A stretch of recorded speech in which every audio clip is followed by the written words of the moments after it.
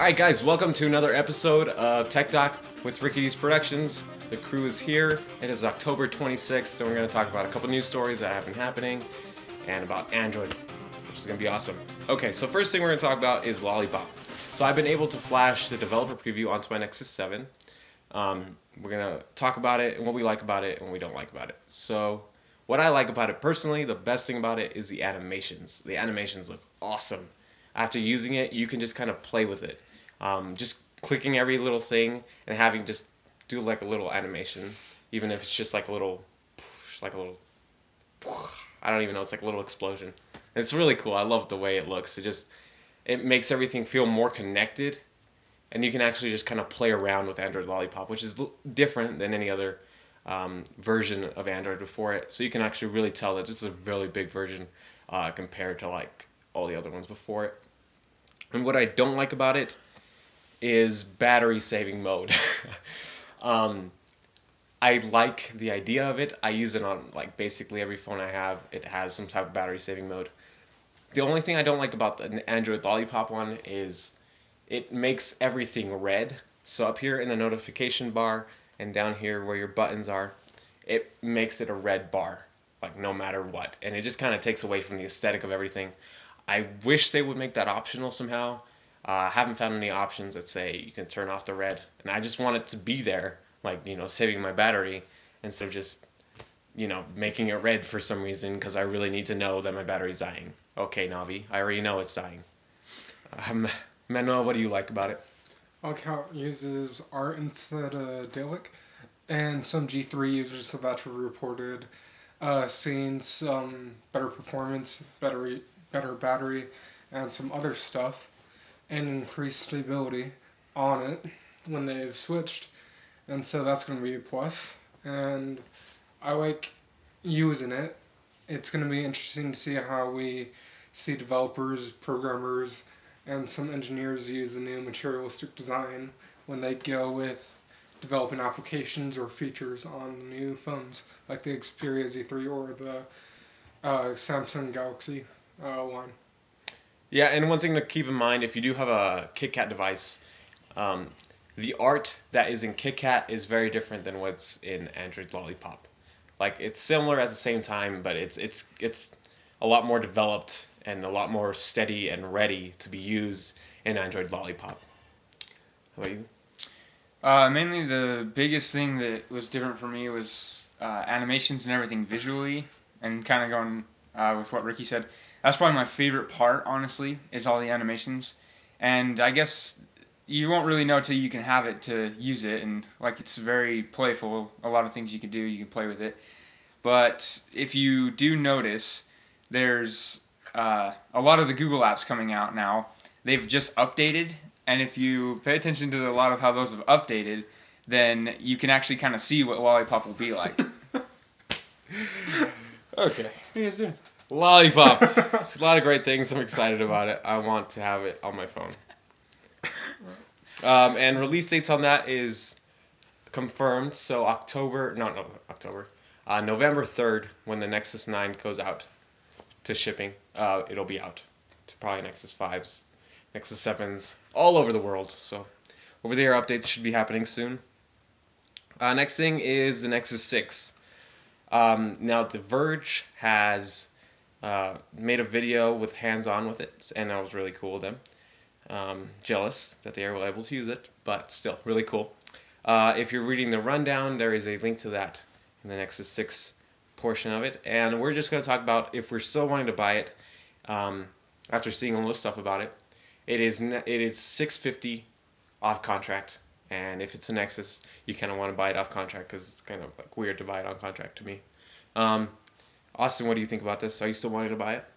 Yeah, I still would, and I guess there's a big price variant in there, but I actually like the phone just in general, and I decided that we'll get more about to the way I think about it at the end of our video, but um, I'd still buy it basically. I'd pay that 650. Although I disagree a little bit with the contract idea because I probably would buy it on contract. Maybe it's in the air, but that's just so I could pay less to have the great device, and then I would hope I could just pick a company to go with that. That's my thoughts on it. Yeah, why not? Well put. Why not? Yeah, that's a, Why that's not? a good that's a good thing. Like it's a If Nexus you 6. if you need an upgrade, they've been proven to be reliable, future-proof for a while. They're amazing build, and Google always chooses good producers and well manufacturers. I mean, for their devices, especially for Nexus. Yeah, Look and at the Nexus 7. the Nexus 6 is just like a beautiful, gorgeous. Freaking love that thing. Like every time I see it, I just want it more. Is that just me? But No, no, every no. That's time everyone. I see it, it's just like, oh my gosh, I just want you. You No, know? no, that makes sense. Yeah. Imagine this. Google is this amazing mother, and the Nexus 6 is its beautifully crafted baby. And Motorola's the dad. And Motorola's the dad. And they put everything they can in that baby to make that a full grown up piece of art for us to enjoy. It brings so much to the world. That's the best way to put it. It's just such a beautiful device. I'm really liking it, and I probably will buy it. Next section is Android Wear. So new things in Android Wear is the Sony Smartwatch. It is coming out with GPS in it, which is kind of weird at the same time. As well as you can store music onto it, and all the Android Wear devices are starting to get that update of 4.4 W2, where you can store music on there and play it to your Bluetooth device.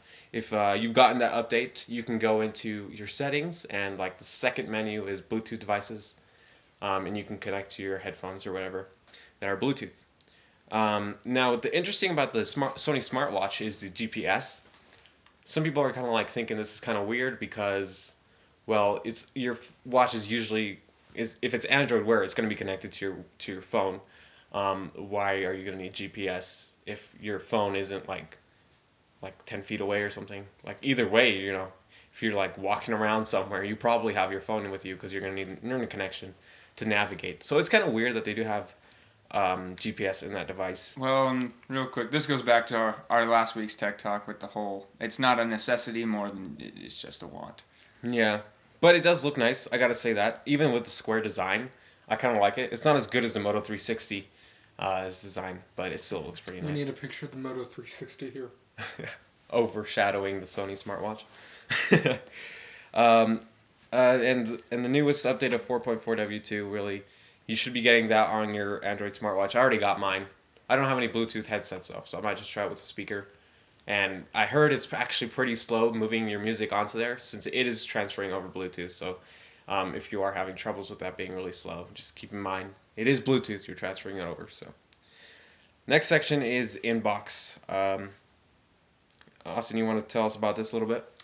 Yeah, so just this last week, I kind of was looking through a few different articles, and I came across something that said Google Inbox, and I had clicked on it and checked it out, and I just kept like reading some stuff on it, and then I had put some stuff in my notes on my phone here, and I'll read off a little bit of this just so you know.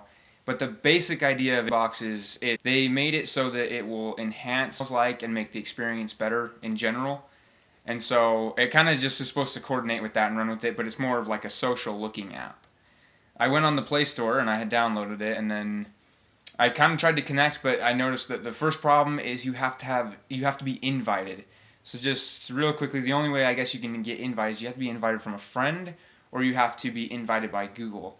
Now we probably will maybe get a short review out sometime if I can get an invite sometime soon. I requested this back on Thursday or Friday from Google, and Google still hasn't sent me one yet. And then I've gone on a few forums requesting from people to get the invite. So it's kind of rough how you'll have to get it, but hopefully it will roll out soon. And then just I guess the quick features, it's gonna have bundles, which puts messages together, which isn't that's not weird or different. Gmail already does that. Snooze, it lets you put off notifications, but it will remind you later. Now, if you have Hangouts and you use Hangouts, that does the same thing as well. You could just put off a message until later when you can reply. So that's kind of what Inbox is going to do. Yeah, and it's more just like task oriented. So you Yeah. slide it to the left and it's like done with, and or you can slide it to the right or like archive. And we haven't gotten any invites yet. No. I Working asked on for it. it late though. Working so on I it. probably wouldn't get it for a while. It's task oriented, and one thing to keep in mind is it's an invite system. And I went into that app and I saw the reviews on it and people complaining about the invite system. And it's like this isn't something new. Google puts things out in sections to make sure it's not going to be crap by the time you get it. Yeah, that's how they release it. We already have everything that does everything that Inbox is going to do. It's just in a bunch of separate apps. So imagine taking like your notes, your calendar, your Gmail, just the Google Now app specifically, and throw that all into one. And that's kind of what you get with Inbox. And also lets Gmail, the team, do whatever they want because they've been experimenting with Gmail, and they're just like, we're gonna leave that alone now and just improve on what we have, and we're gonna just go explore and be creative on another app, which is really nice about that. Innovation. Yeah, that's what Inbox is. I personally could kind of care less about I could care less about Inbox. I care less about it until I play with it. As soon as I play with it, I'll know if I like it or not. And I probably won't use it as well. It doesn't work with Google Apps, so if you have like a different account that uses Google Apps, it's not going to work. So watch out for that if you have a work email or something. Next, let's talk about iOS 8.1. So the biggest things here are Apple Pay. There's a couple other things, but I don't really care. The Apple Pay, so it's bringing NFC payments to the world. Actually, we've already had these, but they haven't been as big. So we all know Google Wallet has had these, and if you go onto comments of Apple Pay, you'll be like, oh, Google Wallet's had happened for a while. But it's great because it's bringing NFC payments, and I've listened a little bit about NFC payments, and basically all those terminals aren't just Apple Pay. So you can go with your with your Google Wallet, with your Android device, and pay with Google Wallet as well. Because someone brought up a great point on the Android Central podcast that why would anyone invest in just using one form of payment when they could get like different forms of payment? So you can go with any Android device and use it as well, which is a really nice thing for us Android users because it just brings it worldwide for us. Yeah. For us that already know. And as well, it's going to bring attention to Google Wallet. People are going to start to notice it. They're going to see, oh, Apple can do that. I wonder if my phone can do that. I might research a little bit, which is really nice. And then you'll find out that Android actually had it first and that they're better. So yeah, just keep that in mind. And I'm excited about it. Once I get an NFC device, obviously. I don't have one yet. But I will use it. You don't have NFC? No, I don't have NFC on my Moto G, but I do have it on my Nexus 7. I have NFC on my phone. Granted, I don't use it as much, but it is a nice feature. You'll be glad to have that. Okay, next section is jeans and your iPhone 6. So there's been a little bit of controversy around the iPhone 6. If you've seen the iPhone 6, you probably have by now. It has little plastic things on the top and on the bottom. And apparently people who are using jeans with it, so, basically the whole world, are getting stains on the plastic white part. Now, one thing to keep in mind before you start judging and, attacking iOS or Apple, this is not the first device to ever happen to this. Other devices like HTC's and Samsung's have gotten stains from jeans. It's just the reason that people are complaining about this a lot more is, well, it's new. Well, and obviously it's Apple and people are tired of Bengate, so I tend to think that this is just an issue that we might always have. I mean, my S3 even has this. It used to get kind of like a reddish tint on the back of it, and mine was white. Mine was the white version. It would get a reddish tint from my case. So it might be the build material, but I don't know if we'll be able to fully avoid that all the time with white phones. Yeah. I think it maybe depends on what you have, but the best way to avoid it is you just don't get white. You just get black. But at the same time, white just looks awesome. White is so clean and so fresh. You just have to have... I've always never liked the little plastic things on the iPhone 6. It's just I never liked the way it looked, especially on the gold. Oh, it was really gross. I don't like the gold in general, to be honest. I think that's the ugliest. Sometimes gold can look good, but sometimes it's just like, okay. Okay, next part is our surprise section. Look how short this one's going to be today. It's kind of been a slow weeks for Android, but next should be a little more busy. So our surprise section this week is top 3 phones. What phones are you excited for? Austin, what are you excited for? Well, reading through our little briefing last night before preparing for the video, I kind of was trying to figure that out because I used to have a for sure set 3, and since new stuff has come out, it's kind of altered a little bit. My number 1 phone used to be the LG G3. That was kind of like my dream phone. Well, I think I'd still put that on my list, but I don't think it's number 1. I think when the Nexus 6 comes out, that might actually be my number 1. 1, because it's close to the same size my current phone is, and I love the size of my current phone. And 2, it's gonna have boss specs. It's gonna dominate everything pretty much, and it's gonna compete with like the highest end of things. So probably the Nexus 6 is my number 1. Number 2, probably the G3. But then I'm also kind of getting with this whole Note 4 thing. So I guess it's going to bounce between LG G3 and Note 4 for my 2 and 3. Xperia Z3 used to be my top phone, but because of the Nexus 6, it's gone down to number 2. And my number 3 has been the HTC M8 I. And the thing is, they're all future-proof for a while, but it's funny, like when you look at next year's specs, they're really not that much. Like with 4 gigs of RAM, octa-core processors, it's going to be crazy. Octa-core. Okay, and my top 3 phones. So, if you were listening to our podcast or our tech time last time, I said that my favorite phones were either the Moto X or the Nexus 6. And after seeing more coverage on the Nexus 6, I've been falling in love with it more and more. And I'm thinking I can manage a 6-inch phone. So, Nexus 6, number 1. Number 2 is the Note 4. I was actually pretty excited about this before it got released. And now I felt it in hand, and it feels pretty awesome. And then number 3 is actually the LG G3. I'm not really big Sony fan, so it would be an Xperia if it wasn't for that. But the LG, ever since it came out, I didn't like it when it first came out. But after like a month, I was like, I can like this phone. So it's kind of just, chilling there at number 3. I guess That's I'll got be good the specs. unique one and just say I don't like the G3. I think quad HD is really not that cool. I can see why you don't like it that much. Like, it's Because not after like 1080p, you don't really notice it on Actually, a screen that small. I have to say Most something. you're gonna see is like different color, more colors. The G3 so far puts any phone I've seen to shame with its screen. Yeah, well, it's a Quad HD screen. Yeah, it's a Quad HD screen, but I would definitely say that as a necessity. I have, going back to my sister, her boyfriend has the LG G3, and so he lets me use that all the time. And we're huge mobile gamers, and so we play a lot of the same games.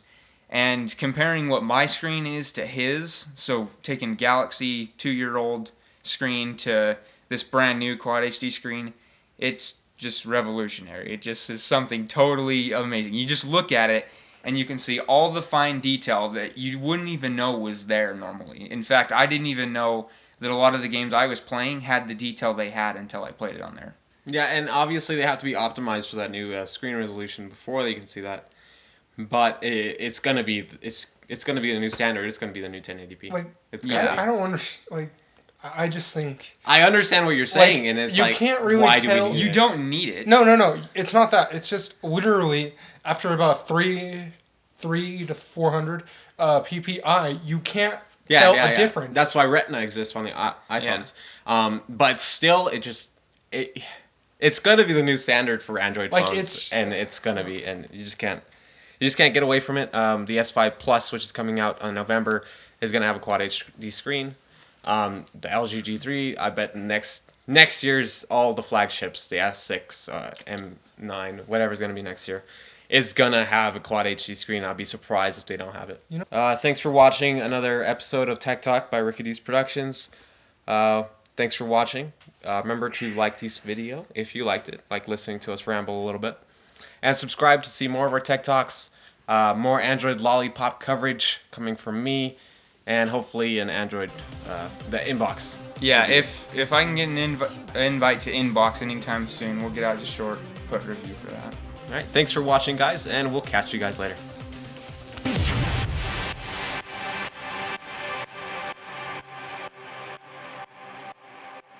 These productions? No, fuck. Okay, you played.